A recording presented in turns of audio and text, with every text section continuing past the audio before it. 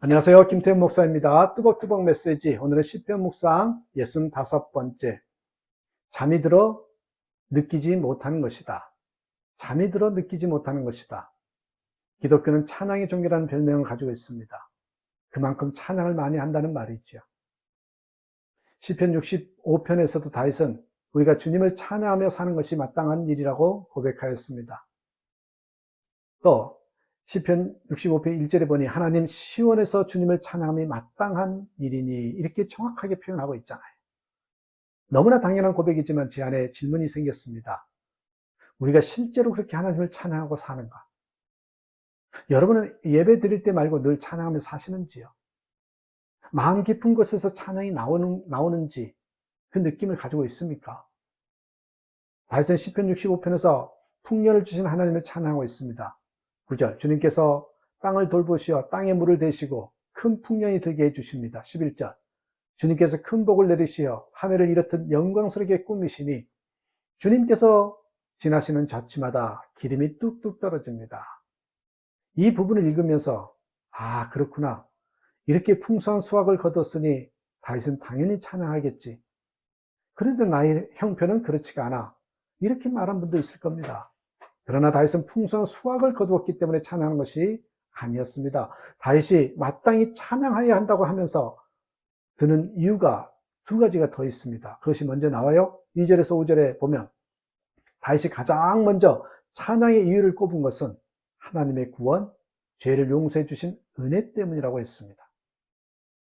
3절에 저마다 지은 죄 감당하기에 너무 어려울 때에 오직 주님만이 그 죄를 용서해 주십니다. 4절 주님께서 택하시고 가까이 오게 하시어 주님의 뜰에 머물게 하신 그 사람은 복이 있는 사람입니다.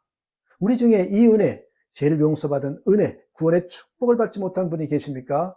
우리 모두가 받은 복입니다. 6절에서 8절에 보면 다시 두 번째로 꼽은 찬양의 이유가 나와요. 그게 뭐냐? 온 세상에 드러난 하나님의 창조의 영광입니다. 6절 주님께서 주님의 힘으로 산들이 뿌리를 내리게 하셨습니다. 7절 주님께서는 바다의 노호와 파도 소리를 그치게 하시며 민족들의 소유를 가라앉히셨습니다. 하나님은 온 세상을 창조하시고 주관하신 분이십니다. 우리가 하나님의 창조의 영광을 볼 때마다 와 하는 탄성이 터져 나옵니다. 우리 중에 이 은혜를 누리지 못하는 분이 계십니까? 그 다음에 다윗은 한 해 풍성한 수확을 주신 하나님께 감사하며 찬양하였습니다. 그러나 이 역시 정확하게 말하면 풍성한 수확 때문에 찬양한 것이 아닙니다. 구원의 하나님, 천지를 지으신 하나님을 인격적으로 알기에 하나님 때문에 찬양한 것입니다. 수확이 많은 사람이 다 하나님을 찬양합니까? 수입이 넘치는데도 하나님을 찬양하지 않는 이들이 너무나 많습니다. 감사할 대상이 없기 때문이지요. 만약 너무 경제적으로 어려워서 도무지 찬양할 마음이 아니라는 분이 있다면 대답해 보시기 바랍니다. 영생으로 인하여 찬양하십니까? 생명으로 인하여 찬양하십니까? 가족으로 인하여 찬양하십니까? 건강으로 인하여 찬양하시는지요? 영원한 생명이라 여러분 우리에게 영생을 주신 그 주님, 가족이나 건강은 풍성한 수확보다 더 귀한 거잖아요. 근데 우리 가족을 주셨고 건강을 주셨잖아요. 더 귀하고 복된 것으로 감사하고 찬양하지 못하면서 어찌 수확이 적다고 찬양하지 못한다고 합니까? 감사할 대상이 하나님을 잘 모르는 것입니다. 성도가 찬양하는 이유는 수확이 많고 적음에 상관없이 구원의 하나님, 천지를 창조하신 하나님이 마음에 임하셨기 때문에 드리는 것입니다. 그래서 참으로 구원받은 성도는요, 모든 것을 다 잃어도 찬양이 나옵니다. 필립 얀시의 아무도 말해주지 않는 것들, 그 책에 보면 콜로라도 산맥에서 산악 경비대원으로 일하는 베케라는 사람의 이야기가 나옵니다. 그는 교인이었지만 주님이 함께 하신다는 확신이 없었습니다. 그러나 자신도 함께 하신다는 주님을 만나고 싶었습니다. 그는 어느 날 저녁 마음에 결심을 하지요. 그는 아무도 없는 조용한 시간에 숲속에 들어갔습니다. 야잔 침낭을 깔고 그의 무릎을 꿇었습니다. 약간 마음이 설레기도 했고 자신의 행동에 기대가 되었습니다. 무릎 사이에 꼭 모아진 손을 가만히 바라보았습니다. 좋아요 하나님, 저는 당신을 믿습니다. 영접하고 싶어요. 예수님을 영접합니다. 내 마음에 오세요. 그리스도인들이 기도하던 것을 들은 적이 없던 터라 이렇게 더듬거리면서 기도하고는 기다렸습니다. 귀를 기울였지요. 그러나 어떤 소리도 들리지 않았습니다. 큰 종소리 같은 것도 아니라도 적어도 초자연적인 진동 같은 그 무엇이 있을 거라고 기대했습니다. 그러나 어떤 변화도 일어나지 않았습니다. 어디 잘못된 데라도 있나 의아해했습니다. 다시 눈을 감고 얼굴이 일그러질 만큼 힘을 주어 보아도 아무리 애를 써도 좀처럼 몸이 달아오르지 않았습니다. 발이 저린 것이 내 느낌의 전부였습니다. 그것은 어떤 영적인 변화 때문이 아니라 우스꽝스러운 내 자세 때문이었습니다. 그리고 금요일 밤에 먹고 버린 돼지고기와 콩 냄새를 맡았어요. 막 거듭난 사람은 그런 냄새를 맡을 만큼 산만하지도 않을 것입니다. 베키는 저러는 발을 겨우 디디며 천천히 일어섰어요. 그리고는 짧게 기도했습니다. 아직 때가 되지 않았나 보지요, 하나님? 오후 8시 30분밖에 되지 않았는데 쩔뚝거리며 방으로 들어가 삐걱거리는 군용 침대에 파고 들어갔습니다. 베키는 그때 일에 대하여 말했습니다. 내가 만났던 그리스도인들에게는 확실히 뭔가가 있었습니다.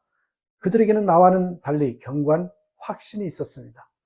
나의 확신 없이 신앙생활하는 것에 넌더리가 나서 마침내 그들이 갖고 있는 것이 무엇이든지 간에 그것을 얻기를 원했습니다. 그러나 지금 나는 그것을 얻는데 완전히 실패했습니다. 더듬거리며 하나님께 드렸던 기도는 직접적인 응답을 받지 못했고 변화받았다는 느낌도 없었습니다. 내가 주님께 받아들여졌다고 생각되지 않았습니다. 아무 일도 일어나지 않았거든요. 그것은 내가 들어왔던 경험이 아니었습니다. 벌렁 자빠지기도 하고 다리를 저는 장인이 고침을 받기도 한다던데 3분 더 늙었다는 것 외에는 아무런 느낌이 없었습니다. 도대체 내가 구원을 받은 것인지 아니면 잠시 미뤄진 것인지 도무지 모르겠습니다. 지난밤에 그랬던 것처럼 여전히 졸릴 뿐이었습니다. 이런 마음인 분이 여기 있지 않습니까? 주일 예배에 참석했지만 특별한 감격을 느끼지 못하고 있습니다. 뭘 좀 느끼게 해줘봐요. 아무런 느낌이 없어요. 기도할 때 하나님의 임재를 느끼지 못합니다. 하나님 나와 함께 하시지 않는 것이 틀림없습니다. 그래서 기도를 중단해 버리지 않았습니까? 많은 그리스도인들이 요한 1서 1장 9절의 말씀에 따라 자신의 죄를 사해달라고 간구했지만 여전히 죄의식을 느끼는 것 때문에 용서의 확신을 갖지 못합니다. 우리가 사랑만 하며 살자는 말씀에 감동을 받지만 여전히 잘못을 범한 사람에게 분노가 침입니다. 용서가 되지 않습니다. 대체 하나님이 함께 하신다는 것을 어떻게 믿으라는 것입니까? 그 답답한 마음을 충분히 이해할 수 있겠습니다. 그러나 이제부터는 주님을 바라볼 때 느낌을 의지하지 마시고 진리를 붙잡아야 함을 다시 한번 명심해야 합니다. 비행기를 타고 하늘 높이 올라갔을 때 그렇게 높은 고도에 올라갔다고 느껴지십니까? 엄청난 속도로 비행할 때 그렇게 엄청난 속도로 비행한다고 여러분 느껴지시는지요? 아마 오토바이로 그런 속도를 달렸다면 기절했을지도 모릅니다.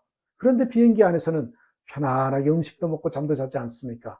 느낌이란 이처럼 우리를 속입니다. 중요한 것은 진리입니다. 진리가 말해주고 있습니다. 우리 안에 생명이 있다고, 찬양이 있다고. 요한복음 6장 44절에 나를 보내신 아버지께서 이끌지 아니하시면 아무도 내게 올 수 없으니 오는 그를 내가 마지막 날에 다시 살리리라. 주일 예배를 드리러 교회 나오신 그리고 또 교회에 출석하신 여러분은 영이 죽은 게 아닙니다. 이 메시지를 듣고 있는 여러분은 영이 죽은 것이 아닙니다. 이렇게 유튜브를 통해서라도 말씀을 듣고자 하는 사람은요, 영이 죽은 것이 아닙니다. 죽었다면 이런 자리를 마련하지 않지요. 마음 깊은 곳에 찬양이 없었다면 여러분 기억하셔야 됩니다. 영혼이 잠들어 있는 것입니다. 잠이 들어 느끼지 못하는 것입니다. 그러면 어떻게 됩니까? 깨어나야 합니다. 다시 한번 하나님 말씀이 그렇구나. 진리로 받아들이시고 느낌으로 신앙생활하지 않는 저와 여러분 되시길 주님의 이름으로 축복합니다. 감사합니다.